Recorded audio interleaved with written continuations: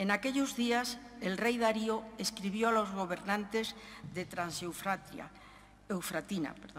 permitid al gobernador y al Senado de Judá que trabajen reconstruyendo el templo de Dios en su antiguo sitio. En cuanto al Senado de Judá y a la construcción del templo de Dios, os ordeno que se paguen a esos hombres todos los gastos puntualmente y sin interrupción, utilizando los fondos reales de los impuestos de Transeufratina. La orden es mía y quiero que se cumpla a la letra. Darío.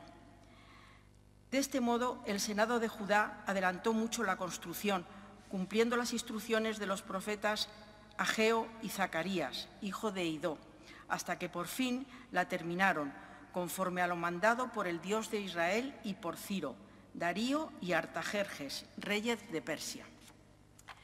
El templo se terminó el día 3 del mes de Adar, el año 6 del reinado de Darío.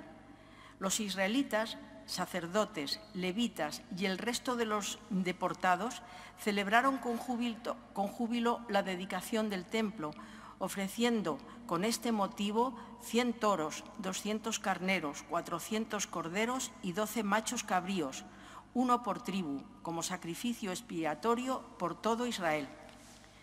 El culto del templo de Jerusalén se lo encomendaron a los sacerdotes por grupos y a los levitas por clases, como manda la ley de Moisés. Los deportados celebraron la Pascua el día 14 del mes primero. Como los levitas se habían purificado junto con los sacerdotes, estaban puros e inmolaron la víctima pascual para todos los deportados, para los sacerdotes, sus hermanos y para ellos mismos. Palabra de Dios. Te alabamos, Señor. Vamos alegres a la casa del Señor. Vamos alegres a la casa del Señor. Qué alegría cuando me dijeron, vamos a la casa del Señor. Ya están pisando nuestros pies tus umbrales, Jerusalén. Vamos alegres a la casa del Señor. Jerusalén está fundada como ciudad bien compacta. Allá suben las tribus del Señor. Vamos alegres a la casa del Señor. Según la costumbre de Israel, a celebrar el nombre del Señor. En ella están los tribunales de justicia, en el palacio de David. Vamos alegres a la casa del Señor.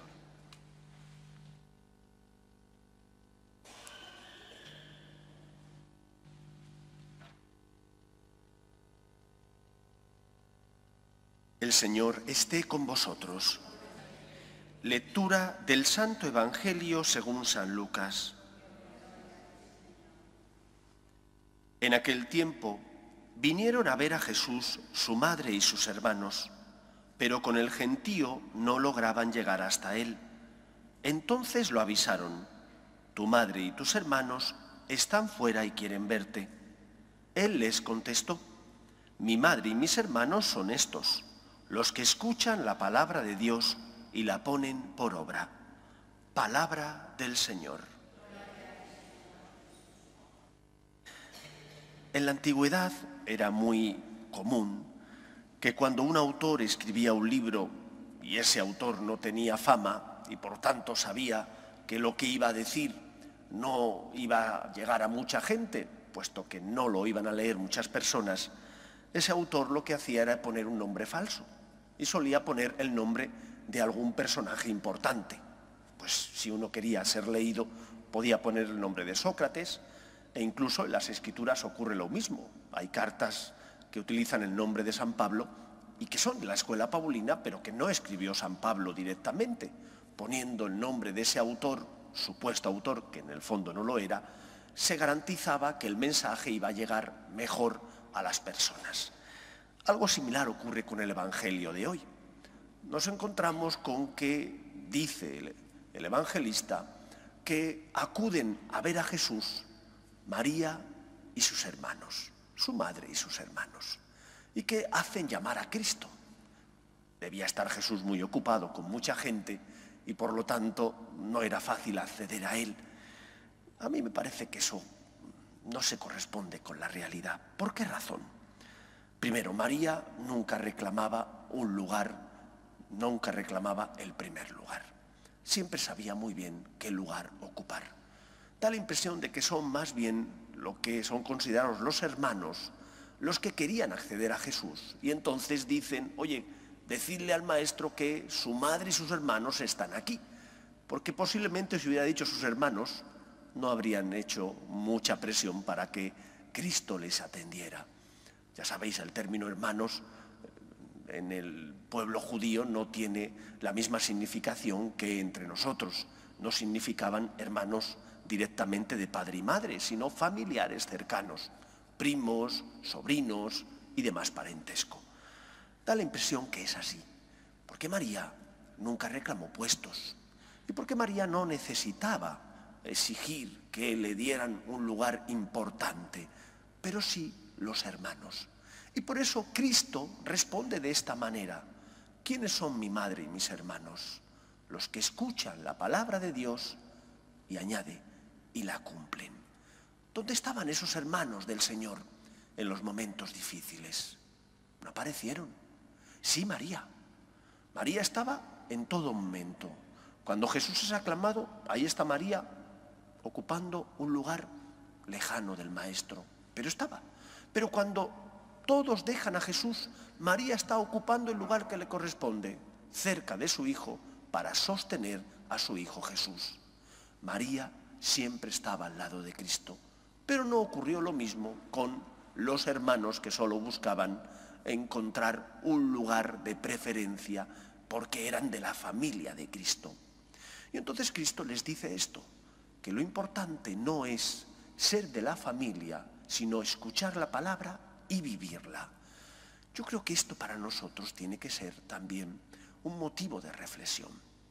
Hay un evangelio en el que Jesús dice, no todo el que dice Señor, Señor, entrará en el reino de los cielos. Y en otro dice que las personas le decían, Señor, hemos comido y bebido contigo. Y él les contestará, no os conozco, porque tuve hambre y no me disteis de comer, tuve sed y no me disteis de beber. Está Jesús ligando la pertenencia a Él a que escuches su palabra y la cumplas. No basta con ser de la familia de Cristo, no basta con ser hijo de Dios porque te han bautizado. Es importante que escuches su palabra y que te dejes guiar por Él intentando vivir lo que Él te pide. Y aquí viene, por tanto, lo importante. Todos nosotros hemos conocido al Señor, hemos recibido el bautismo, pero no por ello ya está todo hecho. Tú tienes que escuchar esa palabra de Dios y cumplirla. No puedes escudarte como los hermanos que decían, somos de la familia de Cristo, para acceder a un lugar importante. Lo importante es que vivas la palabra de Dios. Has sido bautizado, sí, vienes a misa, pero se nota después, cuando sales de la iglesia, que lo que el Señor te ha dicho, intentas vivirlo en tu relación conyugal, en la educación de los hijos, en tu familia, también en el trabajo. Se nota que intentas vivir ese mandamiento de que Cristo nos dio, amaos los unos a los otros como yo os he amado. O vienes a la iglesia a rezar, y haces bien porque eres hijo. Vienes a la iglesia a pedir, pero después sales de la iglesia y se te olvida que eres hijo de Dios y que por lo tanto tienes que vivir en consecuencia a tu fe. La fe que profesas en el corazón tiene que transformarse en tu vida de forma que te ayude a vivir como una persona que cree en Dios y que intenta cumplir los mandamientos.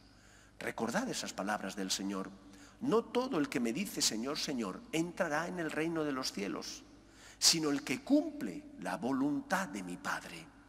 ¿Estás escuchando lo que Dios te pide e intentando poner por obra aquello que Él te manda? ¿O por el contrario, te escudas en que eres hijo de Dios y piensas, como soy hijo de Dios ya está todo hecho, Dios es misericordia y me va a salvar? Dios es misericordia, ciertamente. Se compadece de nosotros, ciertamente. Pero también es justo. Y no es un Dios al que le guste que le tomen el pelo. Y muchas veces nosotros queremos tomar el pelo a Dios. Otra cosa es que lo podamos hacer, pero queremos tomar el pelo a Dios porque somos tibios.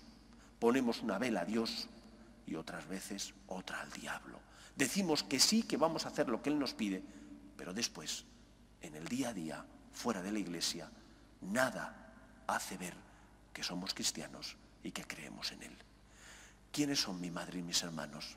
Los que escuchan la palabra de Dios y la cumplen. Lo importante es eso, escuchar la palabra de Dios e intentar hacer lo que Él nos pide, ser fieles a su voluntad. Que el Señor nos ayude. Nos ponemos en pie. Oremos a Dios nuestro Padre. Pedimos por la Iglesia, para que sea siempre fiel a la voluntad de Dios Padre, roguemos al Señor. Pedimos por los que sufren, parados, enfermos, familias rotas, roguemos al Señor. Pedimos también por nuestros gobernantes, para que aprueben leyes que defiendan la dignidad de la persona, roguemos al Señor. Pedimos también por nuestros gobernantes, para que luchen por mantener unidos a España, roguemos al Señor. Y pedimos por todos nosotros, para que escuchemos la palabra de Dios y hagamos siempre su voluntad, roguemos al Señor. Escucha, Padre, las súplicas de tus hijos, que nos dirigimos a ti confiando en tu amor. Te lo pedimos por Jesucristo nuestro Señor.